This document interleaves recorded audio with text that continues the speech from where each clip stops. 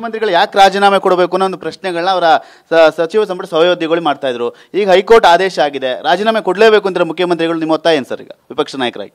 ನೋಡಿ, ಅವ್ರು ಪದೇ ಪದೇ ನಾನು ರಾಮಕೃಷ್ಣ ಹೆಗಡೆ ಅವರ ಶಿಷ್ಯ ಅಂತಾರೆ. ರಾಮಕೃಷ್ಣ ಹೆಗಡೆ ಅವರು ಶಿಷ್ಯ ಅಂದಮೇಲೆ ರಾಮಕೃಷ್ಣ ಹೆಗಡೆ ಅವರ ಮೇಲೆ ಆಪಾದನೆ ಬಂದಾಗ ಅವರು ಒಂದು ಕ್ಷಣನೂ ಯೋಚನೆ ಮಾಡದೆ ರಾಜೀನಾಮೆ ಕೊಟ್ಟರು.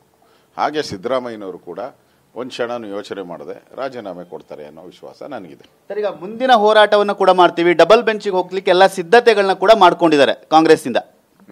ನೋಡಿ,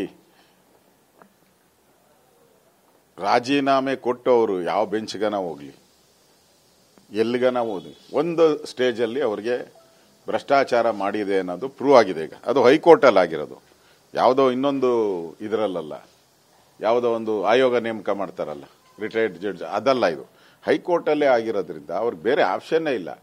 ನಾನು ಹೇಳ್ತಾ ಇರೋದು, ನೀವು ಕಾನೂನು ಬಿಟ್ಬಿಡಿ, ಜನತಾ ನ್ಯಾಯಾಲಯಕ್ಕೆ ಏನು ಹೇಳ್ತೀರಾ ನೀವು?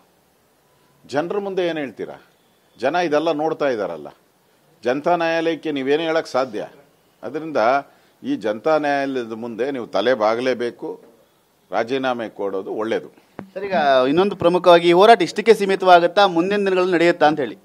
ನಮ್ಮ ಹೋರಾಟ ನಿಲ್ಲದೇ ಇಲ್ಲ. ನಮ್ಮ ಹೋರಾಟ ಮುಂದೆನೂ ಈ ಕಾಂಗ್ರೆಸ್ಸಿನ ಭ್ರಷ್ಟಾಚಾರವನ್ನು ಪದೇ ಎತ್ತೋ ಮುಖಾಂತರ ಈ ಸರ್ಕಾರ ತೊಲಗೋವರೆಗೂ ನಮ್ಮ ಹೋರಾಟ ನಿರಂತರವಾಗಿ ನೆಲೆಯುತ್ತೆ. ಹಿಂದುಳಿದ ಮುಖ್ಯಮಂತ್ರಿ ಅನ್ನೋ ಕಾರಣಕ್ಕೋಸ್ಕರ ಬಿಜೆಪಿ ಈ ರೀತಿಯಾದ ಟಾರ್ಗೆಟ್ ಮಾಡ್ತಾ ಇದೆ ಸಿದ್ದರಾಮಯ್ಯ ಅವರು ಅನ್ನೋ ಒಂದು ಪ್ರಚಾರವನ್ನು ಕಾಂಗ್ರೆಸ್ ಮಾಡ್ತಾ ಇದೆ.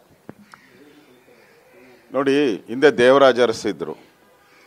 ದೇವರಾಜ ಅರಸನ್ನ ಇಳಿಸ್ತವ್ರು ಯಾರು? ಇದೇ ಕಾಂಗ್ರೆಸ್ ಅವರು ಹಿಂದುಳಿದವರು, ಸಿದ್ದರಾಮಯ್ಯನಿಗಿಂತ ಭಾಳ ಹಿಂದುಳಿದ ಕಮ್ಯುನಿಟಿ ಅವರು.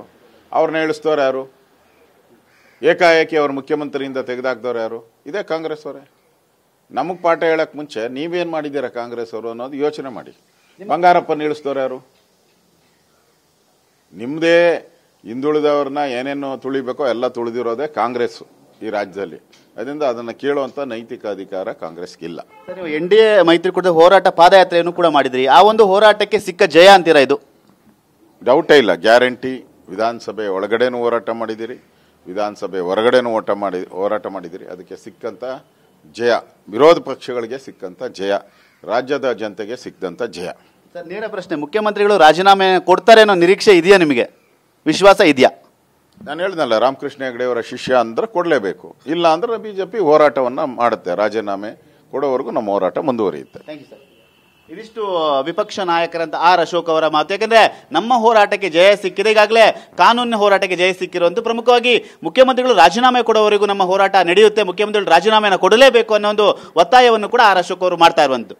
ಕ್ಯಾಮರಾ ಸಯ್ಯದ್ ಜೊತೆ ಸುನಿಲ್, TV9 ಬೆಂಗಳೂರು.